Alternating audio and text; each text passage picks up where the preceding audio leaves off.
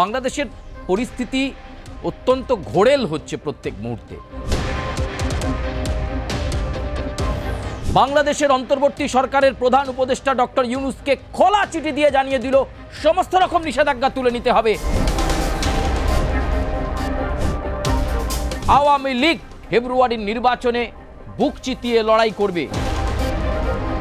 বাংলাদেশের পরিস্থিতি ক্রমশ জটিল হচ্ছে, সেটা ডক্টর ইউনূস যে বুঝতে পারছেন না এমনটা নয়। এই শেখ হাসিনা চলে যাওয়ার পর থেকে বাংলাদেশে কি প্রভূত উন্নয়ন হয়েছে? উল্টে যেটা নষ্ট হয়েছে, বাংলাদেশের কালচার নিয়ে মানুষ থুতু ফেলছে, ছি ছি বলছে। এই ভুল বোঝানো হচ্ছে জুলাই সনদের মাধ্যমে। এই জুলাই সনদ একেবারে মুক্তিযুদ্ধ বিরোধী। ডক্টর ইউনূস যে অপদার্থ, ডক্টর ইউনূসের যে নিজের সরকার চালানোর ক্ষমতা নেই, তা বারে বারে প্রমাণিত হয়ে গেছে। বাংলাদেশের সার্বিক পরিস্থিতি নিয়ে আবার আপনাদের কাছে খবর দিতে চলে এলাম। সেই 5ই আগস্ট থেকে বাংলাদেশের নানা মুহূর্তের খবর আপনারা পাচ্ছেন। বাংলাদেশের রাজনৈতিক প্রেক্ষাপট প্রত্যেক মুহূর্তে বদলে যাচ্ছে, সেখানে অস্থিরতা তৈরি হচ্ছে, সামরিক বাহিনী তারা বিপদে পড়ছে। এই সমস্ত পরিস্থিতির মধ্যে এবার আবার একটা গুরুত্বপূর্ণ খবর দিতেই আপনাদের কাছে এলাম, এবং সেই খবরটা আবার কিন্তু ডক্টর ইউনূসের জন্য চুনৌতি বলতে পারেন, সতর্ক বলতে পারেন।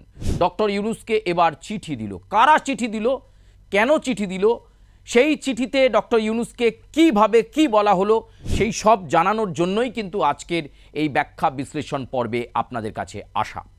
বাংলাদেশের পরিস্থিতি অত্যন্ত ঘোরেল হচ্ছে প্রত্যেক মুহূর্তে, এবং আমরা বলেছিলাম যে সামরিক বাহিনীর সঙ্গে, বিশেষ করে ভারতীয় সৈন্যবাহিনীর থেকে যেমন বাংলাদেশের সৈন্যবাহিনী সাহায্য চেয়েছে আইএসআই মুক্ত করতে, সেই সময় আমরা আবার এটাও দেখেছি যে ডক্টর ইউনূস তার কোনো বিবৃতি নেই বাংলাদেশ নিয়ে, এবং আইসিটি ইন্টারন্যাশনাল ক্রাইম ট্রাইব্যুনালের অনুযায়ী বহু সেনাকর্তা তাদের বিরুদ্ধে গ্রেপ্তারি পরোয়ানা জারি হচ্ছে, এমনকি ওয়াকারুজ্জামানও তার বাইরে নয়। এই সমস্ত কিছু আপনাদের কাছে পুরনো খবর, আপনারা জেনেছেন।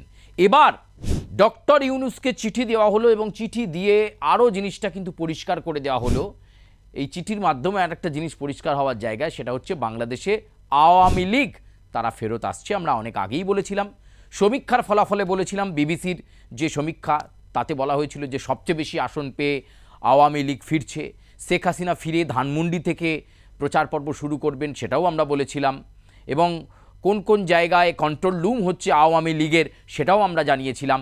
এবার আওয়ামী লীগের যে রাজনৈতিক কার্যকলাপের ওপর যে নিষেধাজ্ঞা জারি করা হয়েছিল, আওয়ামী লীগের ওপর যে বলা যেতে পারে যে নাকাববন্দি করে দেওয়া হয়েছিল, পরিষ্কার হিউম্যান রাইটস ওয়াচ তারা বাংলাদেশের অন্তর্বর্তী সরকারের প্রধান উপদেষ্টা ডক্টর ইউনূসকে খোলা চিঠি দিয়ে জানিয়ে দিল সমস্ত রকম নিষেধাজ্ঞা তুলে নিতে হবে।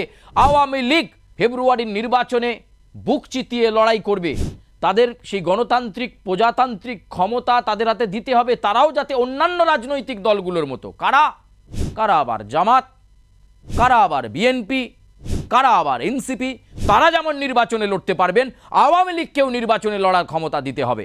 সমস্ত রকম নিষেধাজ্ঞা তুলে নিতে হবে ডক্টর ইউনূসকে খোলা চিঠি দিয়ে হিউম্যান রাইটস ওয়াচ। এই হিউম্যান রাইটস ওয়াচ কিন্তু ডক্টর ইউনূসকে জানিয়ে দিল, এবং সেখানে তারা 10টা কারণ রেখেছেন কেন আওয়ামী লীগের ওপর নিষেধাজ্ঞা তুলতে হবে। অর্থাৎ বুঝতে পাচ্ছেন, বাংলাদেশের পরিস্থিতি ক্রমশ জটিল হচ্ছে, সেটা ডক্টর ইউনূস যে বুঝতে পারছেন না এমনটা নয়। তাই তো তিনি ইতালি গিয়ে ফ্রান্সে জমি দেখেছিলেন, কারণ তিনি বুঝতে পাচ্ছেন তার এক্সিটটা সেফ এক্সিট দরকার। অর্থাৎ তিনি ভালোয় বিদায় নিতে চান, এবং আর বাংলাদেশে ফিরতে চান না। বাকি যে তার জীবন, সেই জীবন তিনি ফ্রান্সে কাটাতে চান। ডক্টর ইউনূস এই খোলা চিঠি পাবেন, তিনি সেটা জানতেন। বাংলাদেশের মানুষ তার প্রতি বীতশ্রদ্ধ হয়ে গেছে। সত্যি বলুন তো, এই শেখ হাসিনা চলে যাওয়ার পর থেকে বাংলাদেশে কি প্রভূত উন্নয়ন হয়েছে? উল্টে যেটা নষ্ট হয়েছে, বাংলাদেশের কালচার নিয়ে মানুষ থুতু ফেলছে, ছি ছি বলছে। বঙ্গবন্ধু মুজিবরের মূর্তি ভেঙে ফেলা হয়েছে, বিভিন্ন সরকারি দপ্তর থেকে জাতির জনকের ছবি সরিয়ে ফেলা হয়েছে, মুক্তিযুদ্ধের ইতিহাসটাকেই মুছে ফেলতে চালা হয়েছে। মুক্তিযুদ্ধকে মানছেই নাই বাংলাদেশ, এই ডক্টর ইউনূসের বাংলাদেশ। তাই এখন বাংলাদেশের প্রতিবাদী কণ্ঠ যারা, বাংলাদেশের বিশ্লেষক যারা, বাংলাদেশের এই সামগ্রিক মানে যে পরিস্থিতি, সেই পরিস্থিতিতে যারা কথা বলছেন, তারা বলছেন এই জুলাই সনদ হলো মুক্তিযুদ্ধের বিরোধী। এই জুলাই সনদে যারা আছেন তারা মুক্তিযুদ্ধের বিরোধী। যারা রক্ত ঝরিয়ে এই বাংলাদেশকে স্বাধীন করেছিল তাদেরকে কি করে ভুলে যাওয়া যায়?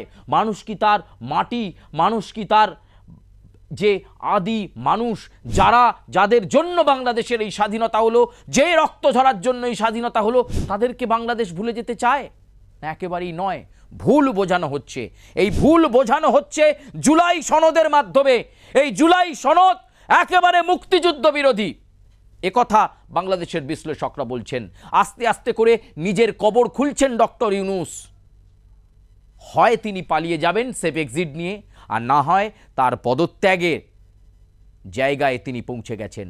তার পদত্যাগ আর হয়তো মাত্র কিছু সময়ের অপেক্ষা। ডেজ আর নাম্বার। সময় অত্যন্ত সন্নিকটে দাঁড়িয়ে রয়েছে। ডক্টর ইউনূস যে অপদার্থ, ডক্টর ইউনূসের যে নিজের সরকার চালানোর ক্ষমতা নেই, তা বারে বারে প্রমাণিত হয়ে গেছে। আমেরিকার অঙ্গুলি হেলনে পুতুলের মতো অ্যাক্টিং করেছেন ডক্টর ইউনূস, কোনো সংস্কার করেননি। চীন সফরে গিয়েছিলেন। আচ্ছা, চীন সফরের থেকে এসে যে প্রতিশ্রুতি দিয়েছিলেন, এতগুলো মাস হলো, সংস্কারের জায়গা বা ঋণ কি হলো? চীন আপনাদের হেল্প করেছে? পুরোপুরি সব টাকা পেয়ে গেছেন। ভারত বিদ্বেষী যে কার্যকলাপ আপনি জিইয়ে রেখেছেন দেশের মধ্যে, একবারও ভারত বিদ্বেষের জন্য আপনি কোনো নিন্দা প্রকাশ করেননি, যেটা ঠিক হচ্ছে না। ভারত আমাদের পরম বন্ধু। মুক্তিযুদ্ধের সময় এই ভারতবর্ষ আমাদেরকে সহায়তা করেছিল, সৈন্য দিয়ে সহায়তা করেছিল। বেঈমান ইউনূস, অপদার্থ ইউনূস, এই ইউনূসকে আর মানুষ সরকারে রাখতে চায় না। সামনের ফেব্রুয়ারির যে নির্বাচন, সেই নির্বাচনে বাংলাদেশের মানুষ বেছে নেবে কাকে তারা ক্ষমতায় চায়, কার হাত ধরে সামগ্রিক উন্নয়ন হবে, কে হবেন বাংলাদেশের আবার আগামীর রূপকার। হিউম্যান রাইটস ওয়াচও খোলা চিঠি দিয়ে বলে দিচ্ছে ইউনূসকে যে না না না না না, তোমায় দিয়ে আর হবে না। এবার হিউম্যান রাইটস ওয়াচ বলতে চাইছে মানুষ যেটা বলছে সেইটা শোনো। হিউম্যান রাইটস ওয়াচ কথাটার মধ্যেই তো রয়েছে হিউম্যান রাইটস, মানবাধিকার। তারা বলছে যে তুমি কে ভাই? আওয়ামী লীগের ওপর থেকে নিষেধাজ্ঞাটা সরিয়ে নাও, সকলকে নির্বাচনে অংশ নেওয়ার সুযোগ দাও। সেটা শুধু সময়ের অপেক্ষা। ইউনূসের এত বড় ক্ষমতা হয়নি কোনো রাজনৈতিক শক্তিকে সে আটকে রাখবে, নির্বাচনে লড়তে দেবে না। আওয়ামী লীগ লড়বে, সেটা খুব পরিষ্কার, এবং সে কারণেই খোলা চিঠি পৌঁছে গেল ডক্টর ইউনূসের কাছে। সেনাকর্তারা গ্রেপ্তারি পরোয়ানার ভয়ে সেখানে পালিয়ে বেড়াচ্ছেন। ওয়াকারুজ্জামান ডক্টর ইউনূসকে ছেড়ে দেবেন ভেবেছেন? ঘাঘু মাল ওয়াকারুজ্জামান। ডক্টর ইউনূস এবার ঘরে বাইরে বিপদে পড়বেন। ভারত বিরোধী যখন কাজ চলছিল, ভারত বিরোধী কার্যকলাপ চলছিল, তখন আপনি চুপ করেছিলেন না? বিএনপির মতো রাজনৈতিক শক্তিগুলো যখন ভারতীয় পণ্য বাংলাদেশের মধ্যে পোড়াচ্ছিল কেরোসিন তেল ঢেলে, আপনি তখন চুপ করেছিলেন না? ভারতের সঙ্গে পাঙ্গা নিয়েছিলেন আপনি। আজকে সেই ভারত বাংলাদেশকে বাঁচানোর জন্য তারা আশ্বাস দিয়েছে বাংলাদেশের সামরিক শক্তিকে, বাংলাদেশের সেনাকর্তাদের, যে ভারতবর্ষ পাশে রয়েছে, সন্ত্রাসের বিরুদ্ধে লড়াইয়ে বাংলাদেশকে হেল্প করবে, আইএসআই মুক্ত করবে। যে আইএসআই এই মুহূর্তে বাংলাদেশকে পরিচালনা করছে, ইন্টারন্যাশনাল ক্রাইম ট্রাইব্যুনাল, সেটাকেও প্রভাবিত করছে আইএসআই, প্রভাবমুক্ত করবে ভারত। কথা দিচ্ছে ভারত, ভারতবর্ষের কথা, ভারত মাতার কথা।